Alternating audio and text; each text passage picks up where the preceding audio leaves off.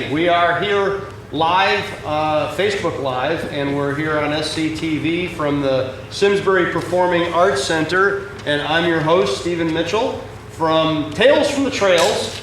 And tonight's show is absolutely perhaps one of the more interesting topics we've had on our show because it has to do with the trail and the trail's usage around the greenway usage around the state of Connecticut.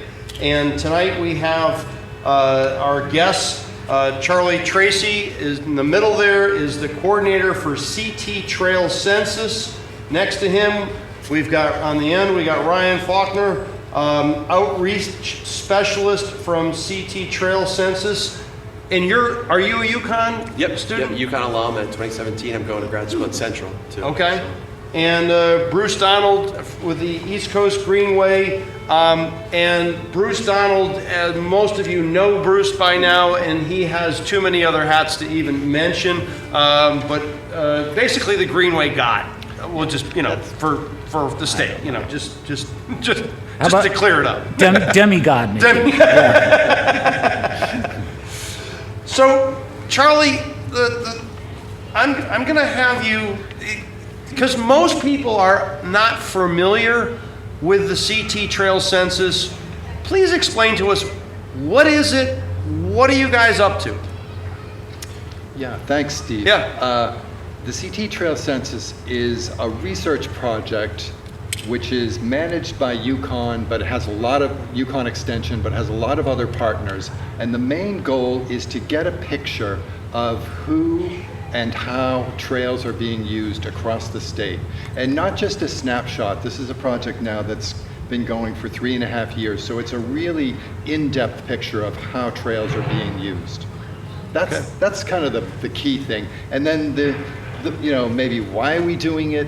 It's really to understand, to help that research data helps us understand what kinds of trails are needed in the state, trail design, maybe trail linkages, things like that, but also to understand the economic and health and community impacts of trails themselves, why trails are good and what kinds of benefits they bring. How are you finding out about this data? What's your methods of procuring all this data that you're? Yeah, that's a great question. Yeah, so I can take it. So we have in? two main methods. So one is we have counters. That's our infrared counters. So basically it acts as a beam on the trail. We have 20 sites across the state. So whenever someone passes by this counter, it counts them. So that way we get an idea of how many people are using the trails at that spot. We used to kind of get an idea of an entire trail system as well. We also have surveys. Previously we had people just hand people a paper survey to take, but due to COVID and everything else, we now have a QR code survey. We have posters on the trails and also lawn signs. People can just scan their phone, take the survey right there. So we've collected about 3,000 surveys in total, and this year so far we have almost 700 through the QR codes, which is amazing because we usually collect 1,000 a year, so we're making great progress with that. So those are our two main modes of collecting this data. So what are some of the sample questions on the survey? So we ask people, it's ranging from, what zip code are you coming from? That's some very interesting data to see just how far people come from, and whether it's just, a town like Bolton, you get people coming all across Connecticut. We had a case in Thompson, people are coming from all the way from Boston too. We also ask people how often they use trails, what seasons they use trails. We have some spending questions that gets into some economic development questions. Just a few bucks here and there, buying a cone of ice cream or getting a pizza really adds up to support the local business community. We also ask people demographic information as well, so that helps us. And as Charlie mentioned too, a lot of questions for health information too. One of the questions we've asked in their newest survey is, during the pandemic, how has that affected your trail use? Right. And what are your findings from that? It's interesting. Some people, I think about 25% so far are saying they're using trails more. Some people are about the same, and then some a little less. So we are. What I see in that is that, and based on our other experience and research, is that the pandemic has encouraged people who may not have used trails very much at all to really start to explore and get out there and see them as a great way to get outside, get some exercise, and be with people, but in a safe way. Right.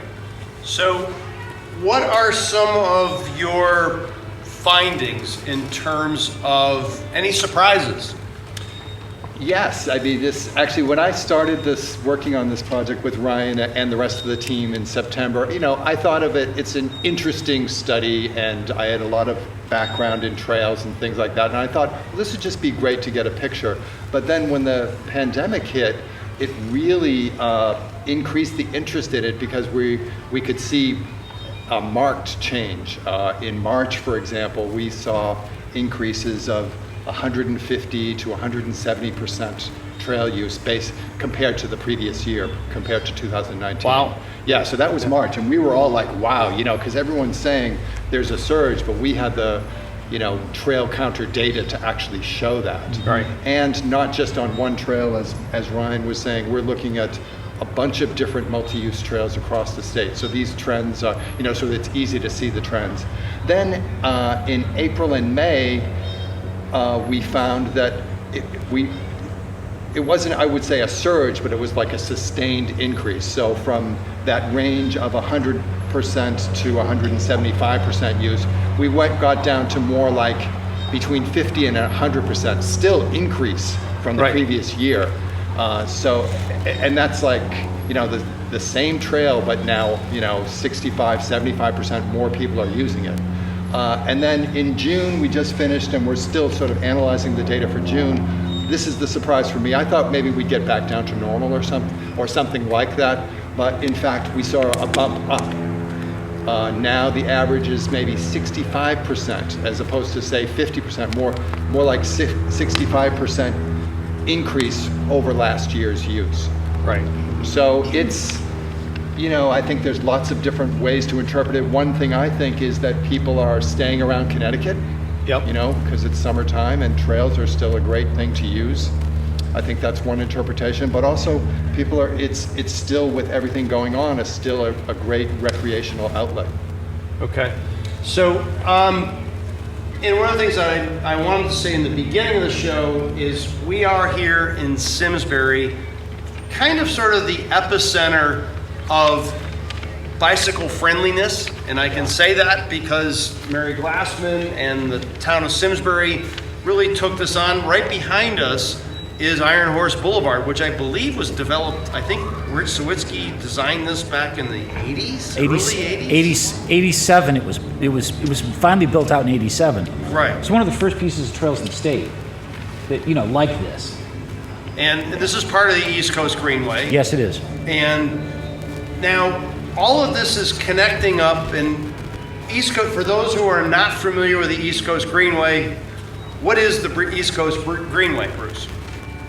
3,000 miles from Key West to Calais, Maine. It was always designed to be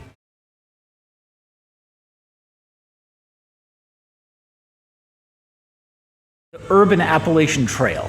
Yep. How's that? Yep. And the idea would be that it links cities, not just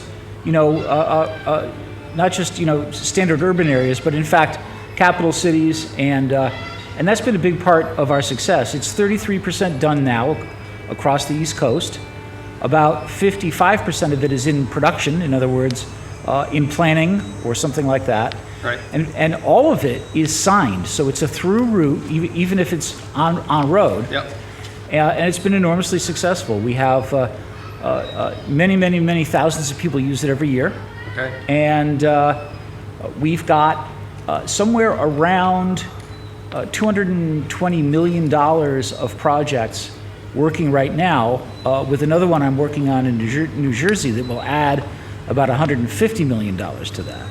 Right. So Okay. there's a lot of fun things going on. You're the coordinator for New York, New Jersey, and Connecticut. I'm the tri-state guy, yes. Right. And in Connecticut, how many miles of the East Coast Greenway are completed in Connecticut? Okay, so Connecticut is almost exactly 200 miles. There is almost exactly 105 miles done, and another 23 miles in production. In other words, that is 14 different funded projects across the state. Yep. That would add to this and create Connecticut as one of the top finished states at 62%. Okay. By kind of 24. Yep. Okay. So full disclosure, I was on the board of East Coast Greenway for 8 years, from 2009 to 2017, and it's just an amazing project. Connecticut was actually the #1 state in the East Coast Greenway system a couple of years ago in terms of media, in terms of articles, and so the people of Connecticut love our greenways. Which ones do they love, Charlie? Which what would you say are the top 5 sections, or what are the most?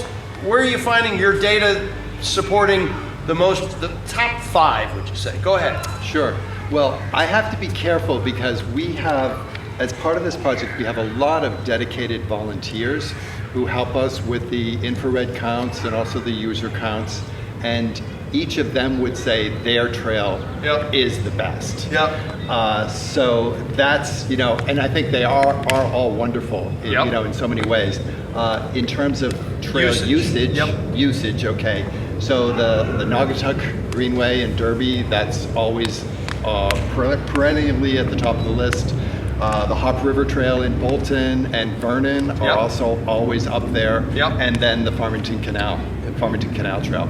Right here. Right here. Okay. Then we see a lot of busy trails in the Still River Greenway in Brookfield as well. And then also there's some beautiful trails in Hartford that go along each side of the river. Hartford side, East Hartford, they get a lot of use as well.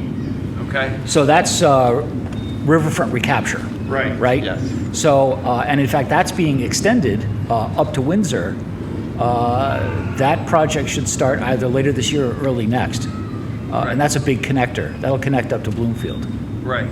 So the fun thing to me is that, back in the 60s and 70s, we learned to ride our bicycles on roads. And throughout Simsbury, I was, buzzing around, visiting my girlfriend, back in junior high, and didn't have a driver's license. You got around using your bicycle, You want to go see your girlfriend, you got to use your bike.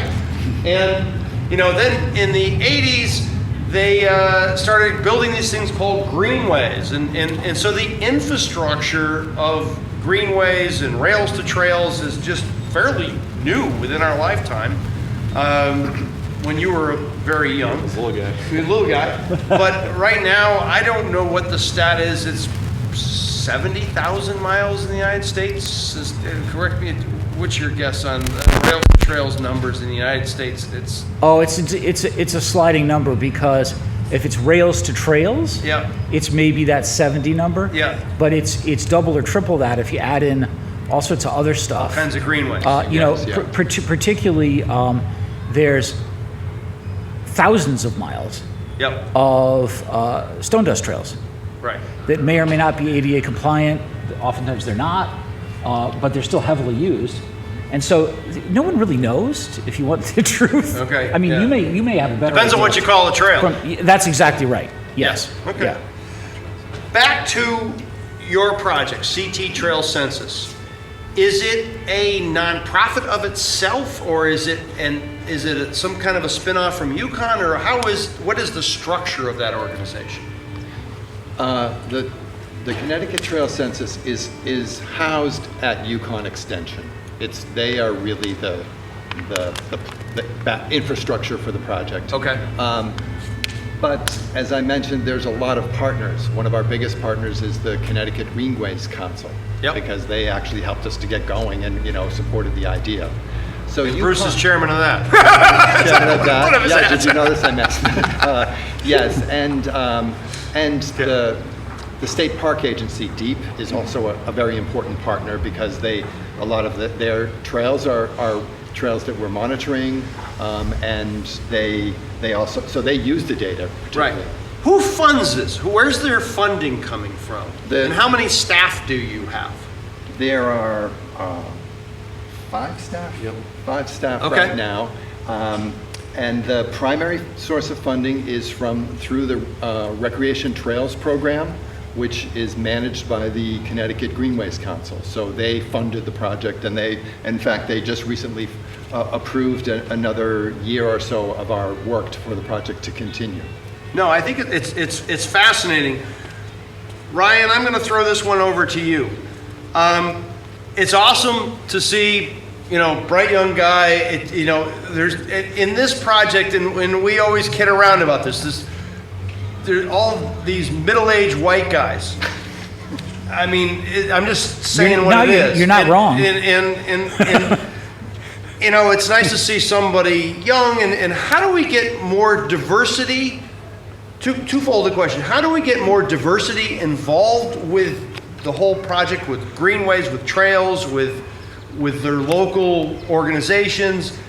And if somebody was interested in being part of this, how would they contact you, or who would they contact to be part of the CT Trail Census if they wanted to volunteer? Yeah, well, thank you, Steve. And we owe it to you guys for all the work you've done over the past years to get us to this point where we have all these beautiful trails and state. So thank you too. But just to reach out to more young people, I've found is just getting people on the trail. A lot of people don't even know what's in their own backyard, and that's one exciting project. We're going to have the CT Trail Finder, where it could be a web-based application. We're going to be able to see all these trails. So I think it will help to get people out there and find that attachment to it. Because once I've had some friends that they didn't even know, took them out for a bike ride, now they love it. So I think that's a great way to just have that first experience, because that can make a lifetime trail user. I got friends, family, all fall in that category. Tell us about CT Trail Finder. That's fairly new, isn't it? Yeah, so that's going to be, you can check out you go online too, if you're watching on Facebook Live too, the main Trail Finder, which is a great web-based application which has all these trails, whether it's hiking trails, biking trails across their state. So we're going to replicate that in Connecticut, and that'll be coming, I think we're planning to launch next June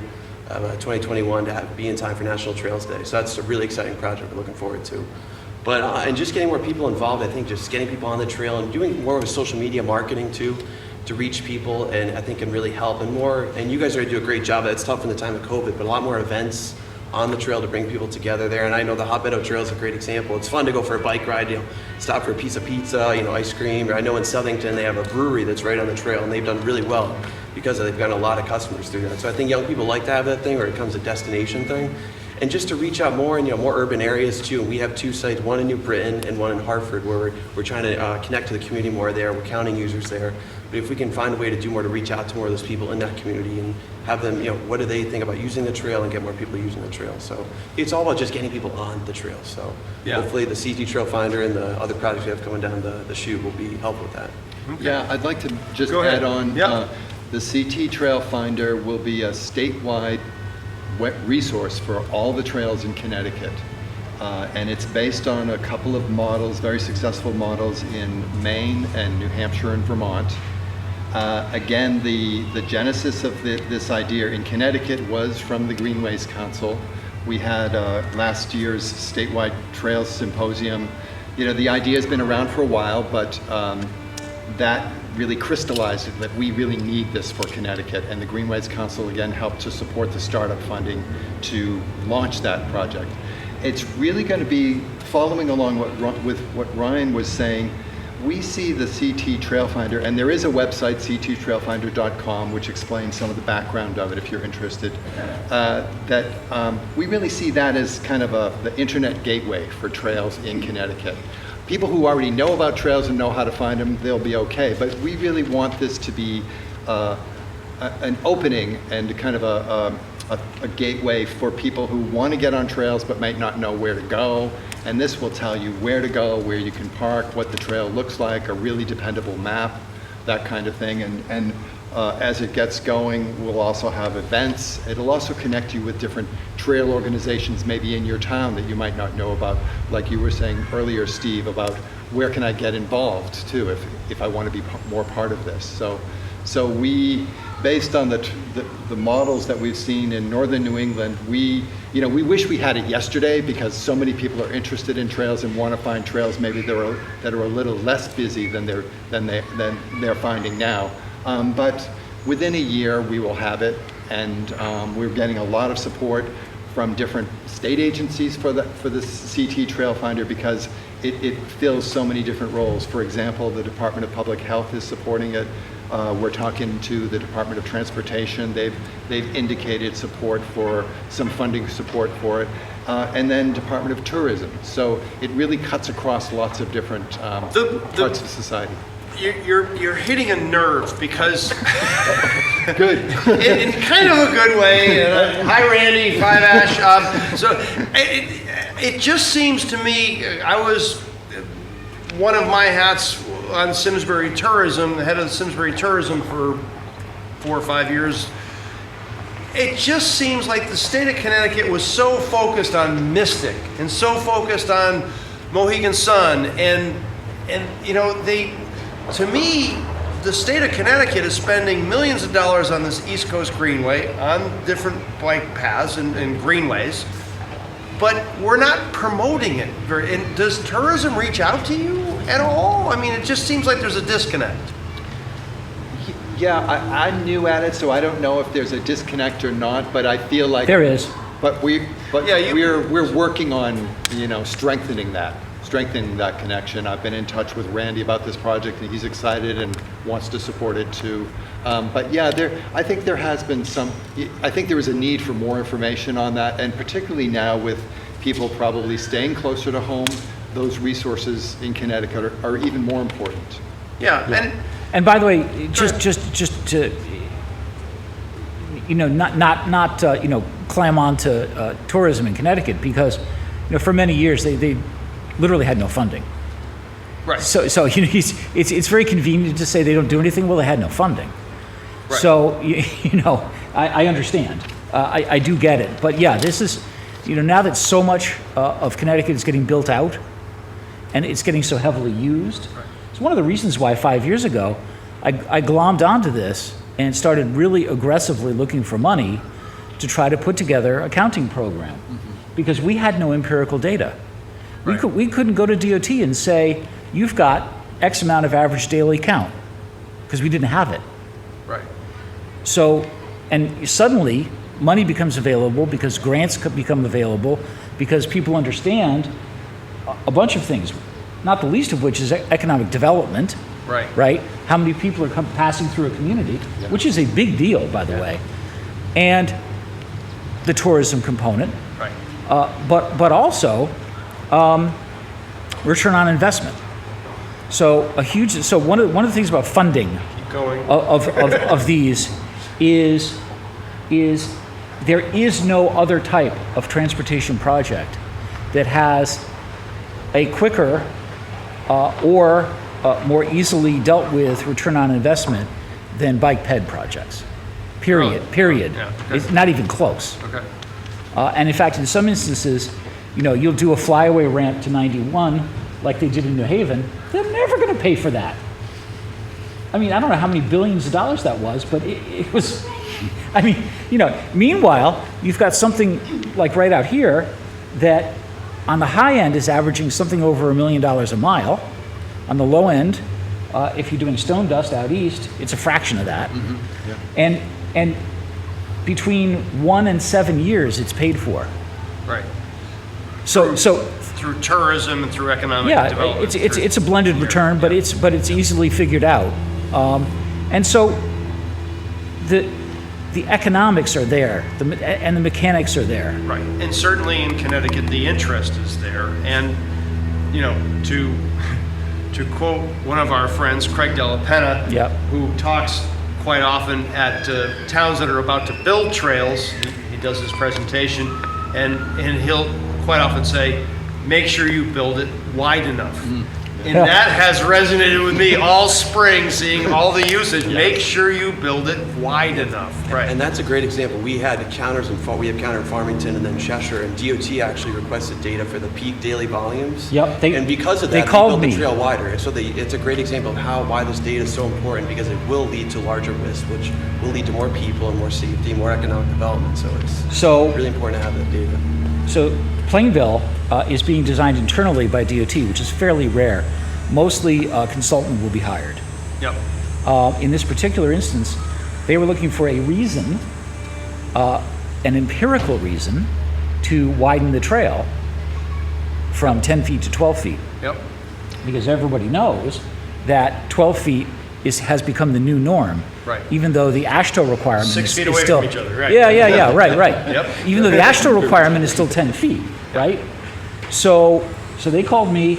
I immediately called Ryan. He's like, oh yeah, we can do that. So we did it. And Ryan created a rather brilliant little report, and DOT took it and ran with it, and now that trail is going to be 12 feet wide. Yep. So a great example of of real politic about how this works. And just quick, I just want to touch base on the tourism stuff too, because part of our survey, we asked people what's their favorite thing about the trail, and then what would they improve on the trail. Yep. So we've got a lot of great responses about amenities that can enhance that whole tourism aspect, because that will be a huge growth driver for the state. I know in other states, North Carolina, we were talking about before, Virginia, Absolutely. and out west, they get a lot of people coming for that.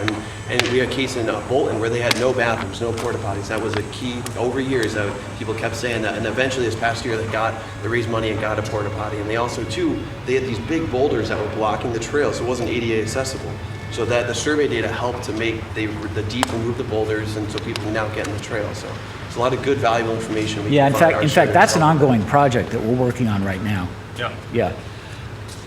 One question I have, Charlie, you know, you're familiar with the Alta Planning brochure manual that they put out, I don't know, 5-6 years ago down in the Triangle area, Yes. Down in North Carolina. Will there be a similar publication to that, and when will that be? Is that going to happen? Good question. So a couple things. One is our website itself, the CT Trail Census. We have a data visualization site which anyone can check out, and we're these days we're updating that monthly. So if people, which is pretty close to real time, considering. Yeah, it's real time. Yeah, so that's one. If you just want to figure out what's going on right now on a Yep. particular trail or last month. Yep. So that's one thing. We also annually publish reports about what we're learning each year in terms of trail use, and also an annual analysis of the interviews that we're doing. So we're publishing qualitative and the quantitative data. The economic part and the health impacts are things that I'm really interested in, and we've been talking with the East Coast Greenway about doing a report like what you're saying. So we don't have one right in the works right now. We have the raw data, and we can supply that. But in terms The of raw data is on your website, CT Trail Census. CT Trail Census, yeah. Okay. So I can speak to that a little Go bit. ahead. That particular project was delayed, I don't know, 9 months probably, Right. directly because of COVID. So we were supposed to, the next scheduled national summit for the East Coast Greenway is in fact New England, and in fact will be held in Connecticut. And we're still hemming and hawing between Hartford and New Haven, so stay tuned on that. But in conjunction with that, what we've been doing in the past is, in fact, with a major consultancy, and again, undetermined, but we're in talks, creating an economic development and usage package like what you've discussed. Right. One of the most recent ones, in fact, was the Delaware Valley, Pennsylvania, and it was brilliantly done. That was for the Mid-Atlantic Summit, which was in Philadelphia, Right. most recently. Okay. So that's how it's going to work, and we'll get, as we've done in the past, we'll get some well-heeled sponsors to pay Right. for it, and that's so it's going to happen, but it's been delayed probably a full year. Yes, I mean, like a lot of research projects right now, this is not the time to take a representative snapshot. Blame it all on COVID. Well, Right. no, but I mean, No. we want to get data, and actually related to that too, I wanted to mention that the CT Trail Census is attracting interest from other states in New England. Yeah. Massachusetts now is thinking about doing a similar program, as is Maine. Okay. So that's all we have time for today. Believe it or not, we could just keep going on and on. Yeah. And so I definitely want to have us back again. And today, and I just want to put my thoughts out to Paul Mickelson, who's definitely one of the spark plugs of the Simsbury community who got hit by a car, I believe a few days ago. Paul, we're thinking of you, man. Love you, Paul. Yeah, love you, man. So just, in so many communities in Simsbury and Avon now is coming up, percolating with interest with bike-friendly community. Dr. Carlos Triconis, who's my good friend, who I met last fall, and he's now in the hospital down in Miami it's Florida. But our thoughts are out and prayers are out to him. But really, thank you all for coming, and I just think that Connecticut is a great state. We live in a great state. This is an awesome state. So many people are down on Connecticut for various reasons, and I understand a lot of these, but there's a lot of good things to this. And because of your work and the stuff that you guys are doing, you guys are making Connecticut a really great state to be a cyclist, and you know, the greenways are definitely a huge amenity to the state of Connecticut. Thank you all for coming today. Thanks for having Thanks, us. Steve. Yeah. Yeah. Go trails, go CT. Right. Good.